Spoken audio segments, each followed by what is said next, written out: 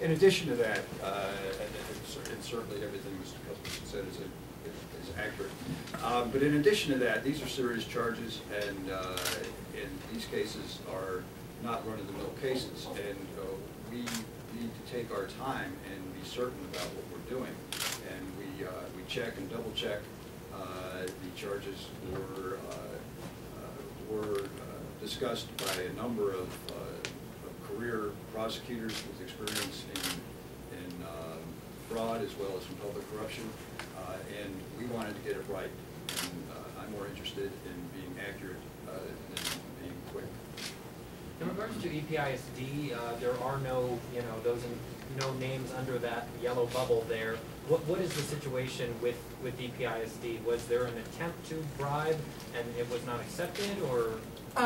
Actually, we've already got guilty pleas. Okay, so just those people. Right. Okay. There are people missing, and specifically Salmena pled guilty to receiving substantial bribe from Access. So of course he wouldn't be indicted in this case. Deborah, can you discuss, I don't know if you can, but the amount of assistance to those wiretaps? Maybe you said you tapped 3 cell phones. Was this a freewheeling conversation where these things just sort of like, oh bonus, we'll go this direction now based on this conversation? Go to court, watch the trial. Yeah. This all began with the at least in terms of the sort of first bust that occurred, I think at the county courthouse, 2007 May, I believe. There were Kettner came out with an information that sort of implicated 17 individuals, 2 companies. A few of those people have been kicked off. There's a lot more left in those cases. I would mention the case of Judge Chavez, the whole thing involving the collaborative for mental health, children's mental health, Sonny Garcia, and others. What is the status, if you could say anything about that whole courthouse operation that was going on in El Paso County Courthouse? We can't address the status of any ongoing investigation. Right now, we can neither confirm or deny the ongoingness of any investigation. So we are here today to talk about this indictment and the related federal cases which have already been charged. What kind of a message do you hope these indictments, I mean, past ones, but especially today's, he mentioned it, but if you could, Special Agent, just what kind of a message you want these to send to elected officials and to the public? I mean, that you guys are watching out for our tax dollar, or I mean, what would you like to say? I think it sends a twofold message. One is the FBI, with the assistance of the United States Attorney's Office and other agencies, are watching. We're watching to ensure that the individual taxpayer, that bill that they pay every year on their house, that we all pay as homeowners, that money is used honestly. And that money obtains the best possible services for our public employees at the lowest possible price. And it also sends a message to legitimate vendors that we're not going to allow them to be disadvantaged by their honesty. Disadvantaged that they want to play fair in a system of government procurement, which is supposed to be transparent. It's supposed to be honest. And we want to ensure that those legitimate vendors don't operate in El Paso, Texas at a disadvantage. You mentioned in the aesthetic case that the scheme went beyond access, that it also involved the hiring of a law firm, a vote for the hiring of a law firm. Can you expand on that? What can you tell us about that scheme?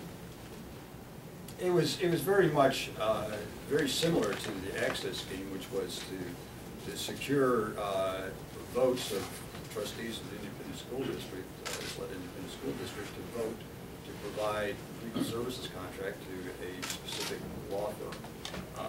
And as part of that, the co-conspirators agreed that those influencing the trustees would share in the fees paid to the law firm. And that's about as specific as I can get. You cannot say the name of the law firm? No. So at 6 years, how much longer is this expected to go on? How much, is there more investigation to do, or is the rest up to the courts now? The scheduling of trials is up to the court. The continuation of the investigation, we'll continue the investigation as long as we have viable leads.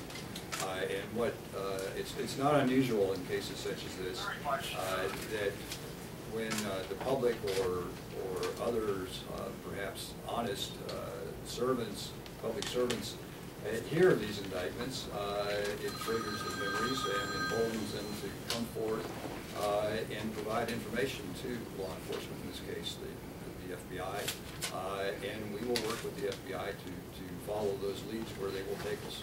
And so there still is leads in this case? There are some leads in this case, and what I'm suggesting is that that the coverage that you folks are going to give the case is likely to result in more people coming forward with information about similar schemes or other activities that they think are illegal. We have time for about 2 more questions. You got those last two just right. What's the status of your, either your position now or your appointment? Do you anticipate that you're going to be replaced by the administration, or have they indicated to you that you get to keep this job? As a result of this case? Maybe so. Pressure's on Deborah. Maybe this will cinch it. No. My status is that I am the court-appointed United States Attorney for West Michigan, Texas.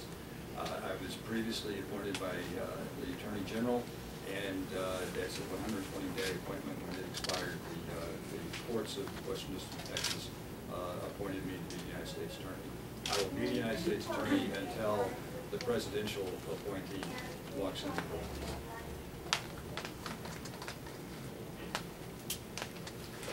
Thank you very much. Thank you.